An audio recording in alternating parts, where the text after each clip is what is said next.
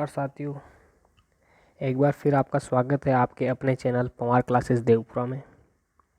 आज हम फिर लाए हैं आपके लिए बाल मनोविज्ञान MCQ 30 जो रीड स्पेशल टेस्ट सीरीज़ 4 से जानी जाएगी। अगर आप चैनल पर नए हैं तो लाइक करें, सब्सक्राइब करें और चैनल को दूसरों के साथ शेयर करें। तो आई होप आप सब तैयार होंगे टेस्ट के लिए। तो चलते हैं अपने पहले क्वेश्चन की ओर। पहला प्रश्न है आपके सामने। निम्न में से कौन सा आकलन सीखने के लिए आकलन के नाम से भी जाना जाता है? तो बताइए कौन सा वाला है इसमें राइट आंसर, सोचिए। तो दोस्तों इसका राइट आंसर क्या होगा बताइए। पहला ऑप्शन आपके सामने निर्माणात्मक आकलन, दूसरा योगात्मक आकलन, तीसरा नैदानिक आकलन, चौथा है सुधारात्मक आकलन। तो इसका राइट आंसर क्या हो जाएगा मित्रों, सोचिए।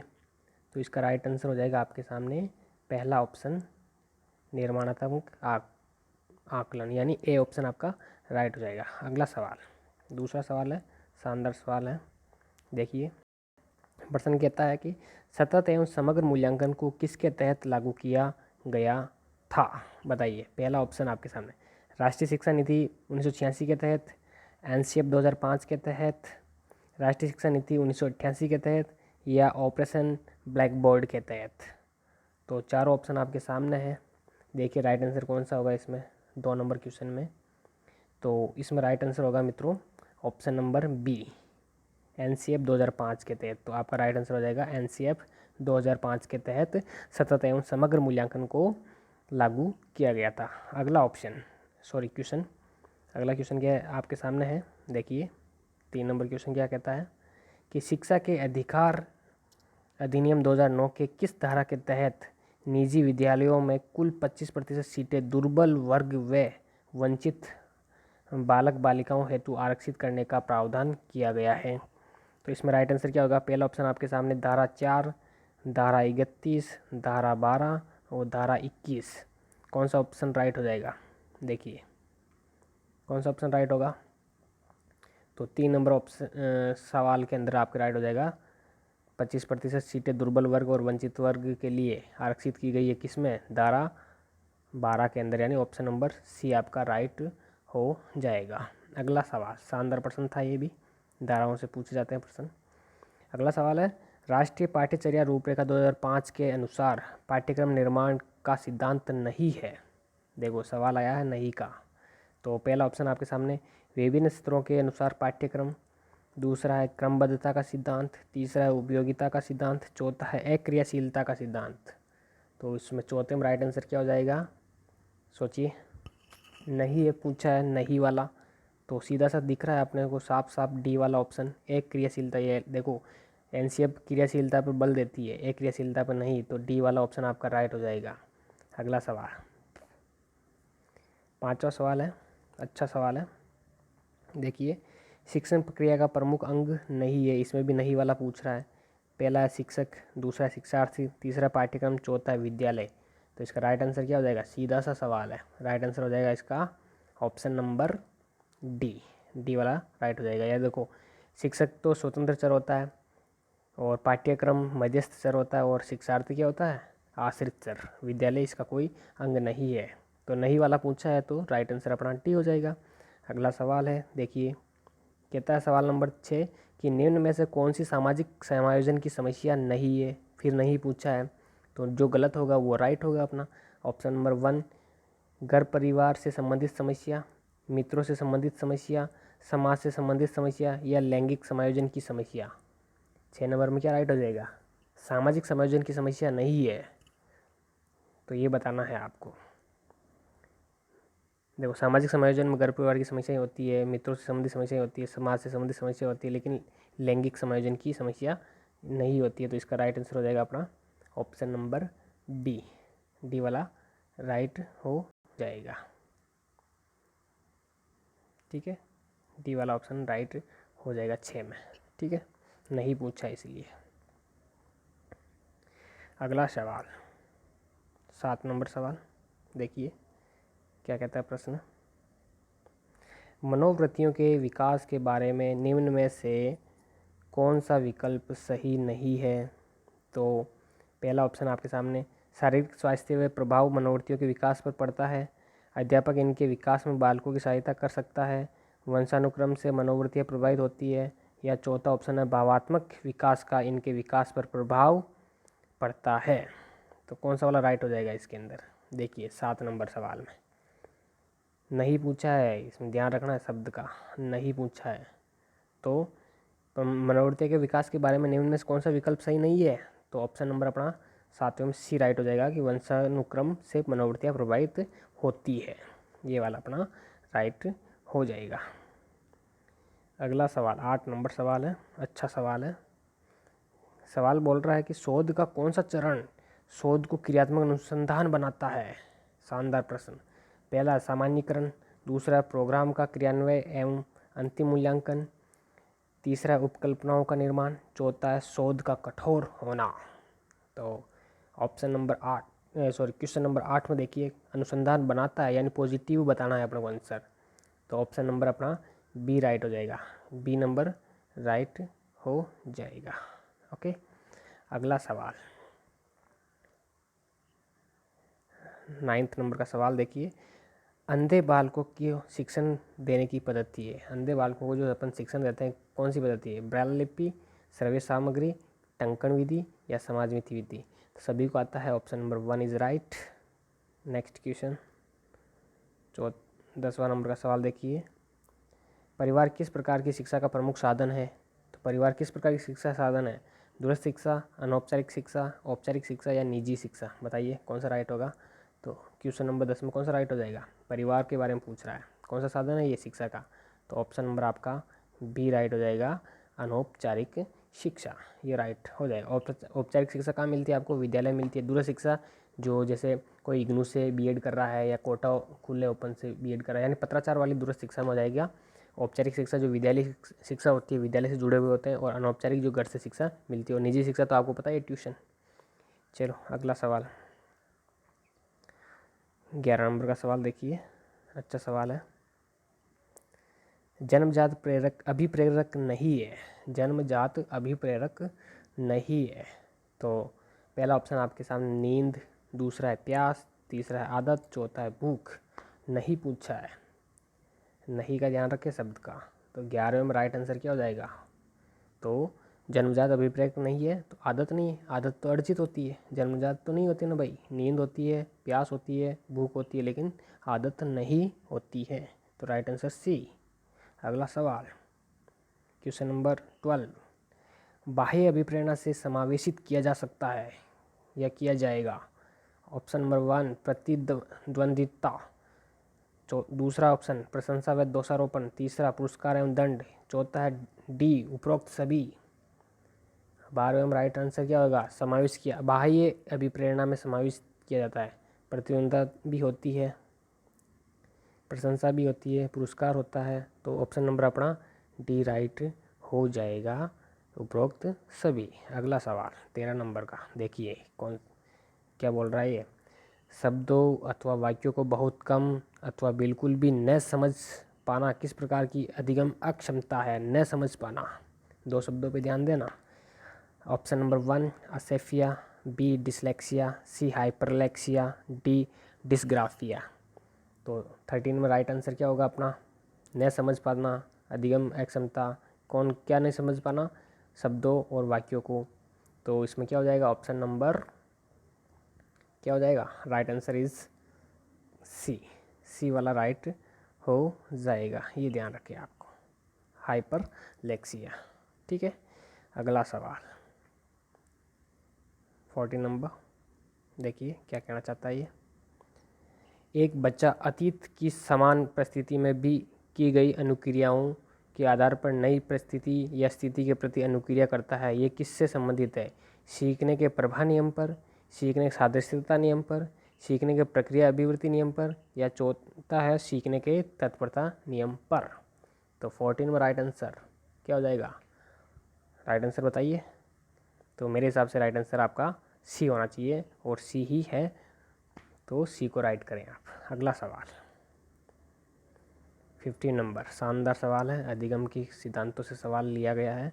अधिगम के निम्न सिद्धांतों में से किसमें प्रतिक्रिया होने पर पुनर्बलन देने का सुझाव दिया गया? इजी, बिल्कुल इजी।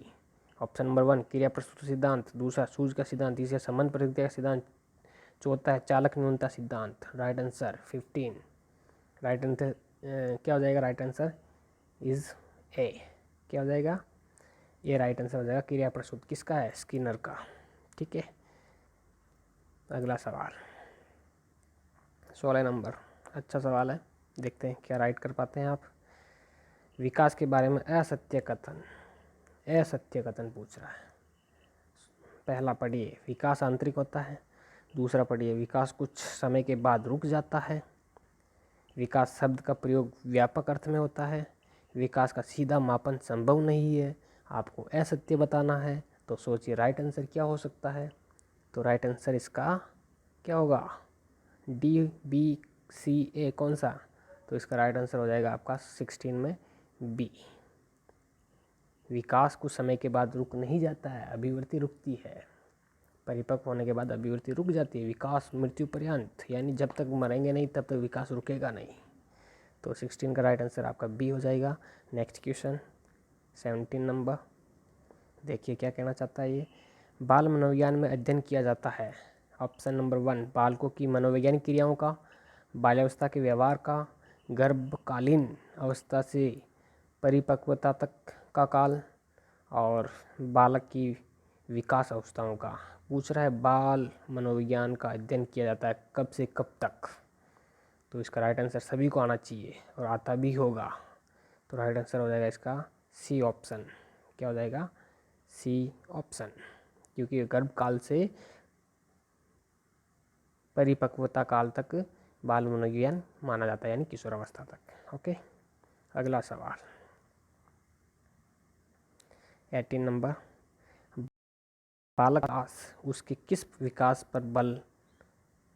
पर अधिक अवलंबित है? बालक का सर्वांगीण विकास उसके किस विकास पर अधिक अवलंबित है? ऑप्शन नंबर 1 मानसिक, 2 संवेगात्मक, 3 शारीरिक, डी या चौथा गामक। तो 18वें में राइट हो जाएगा, विकास पर अधिक अवलंबित है, सर्वांगीण विकास पर।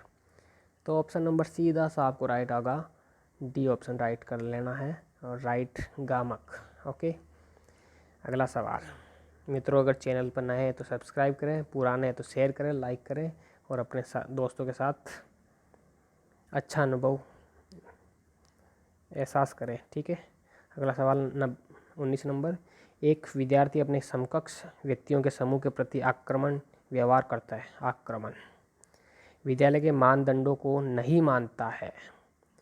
इस विद्यार्थी को जिस सहायता की आवश्यकता है वह है, कौन सी सहायता करनी है? वही ये आक्रामक भी है और ये अपने विद्यालय के मानदंड नहीं मानता है, अपने दोस्तों के साथ आक्रामक प्रवृत्ति रखता है। तो कौन सा ऑप्शन राइट हो जाएगा इसका? पहले पढ़ेंगे अपन, मनोगत्यात्मक क्षेत्र, दूसरा भावात्मक क्षेत्र, तीसरा उच्च स्तरीय चिंतन कौशल, चौथा समय संज्ञानात्मक क्षेत्र।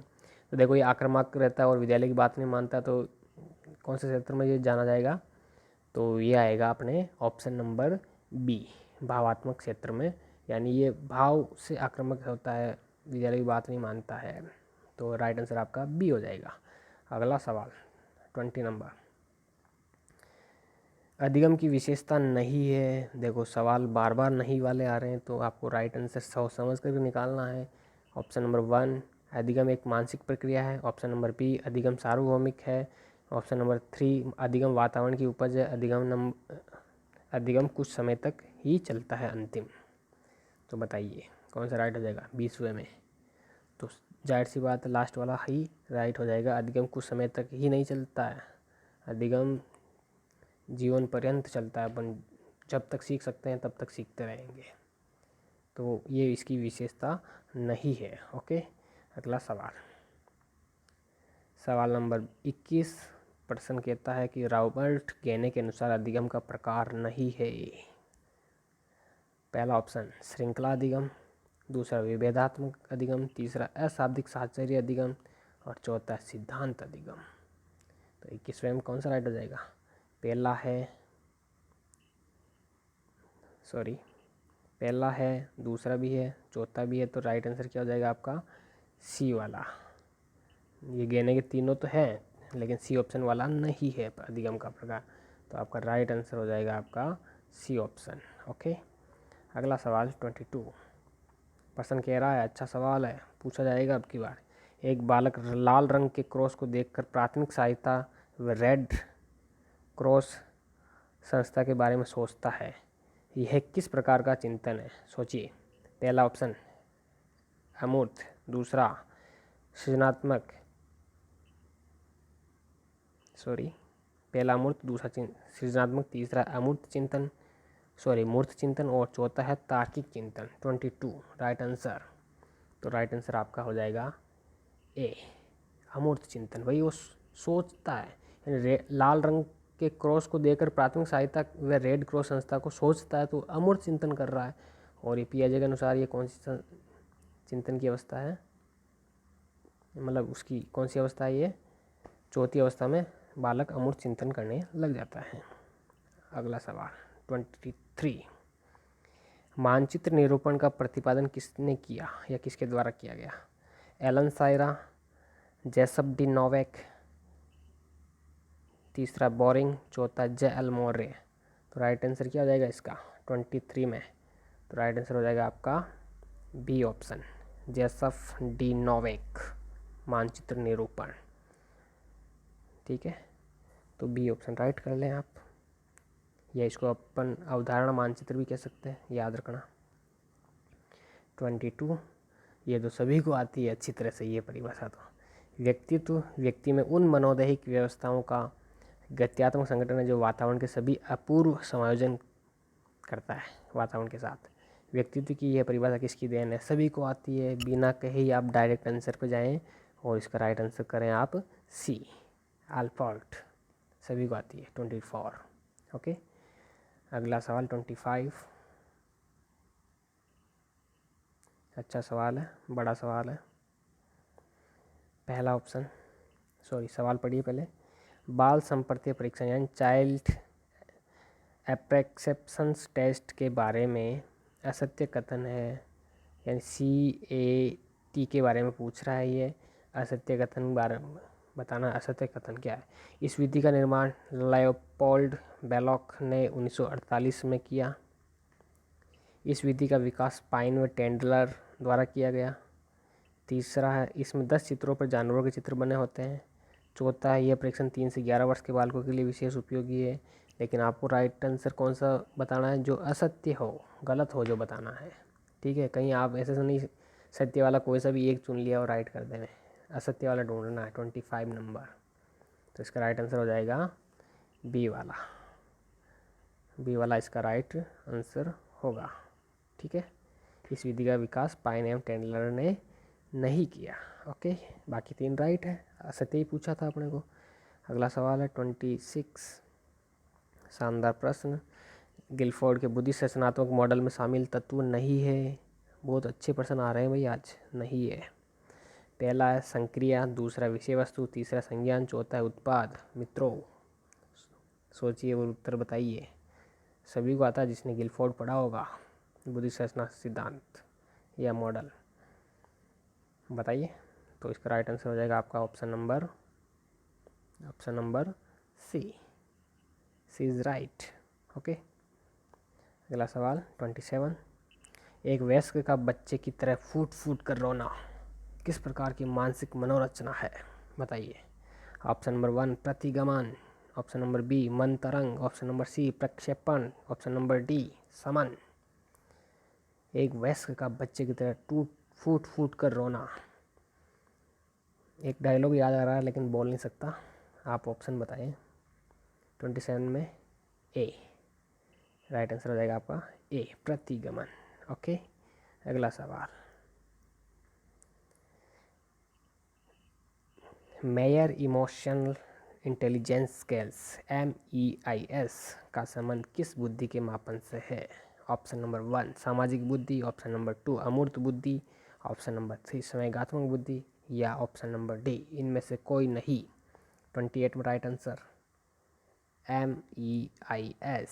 देखो यहाँ पे इमोशनल शब्द याद रखें तो डायरेक्ट आप उत्तर भी उसी पे जाना है, तो ऑप्शन नंबर इज राइट सी। 28वें में सी हो जाएगा राइट। ओके, पॉइंट याद रखें ऐसे। ओके, अगला सवाल 29। सवाल कह रहा है आधुनिक शिक्षण अधिगम प्रक्रिया में शिक्षक की भूमिका होती है।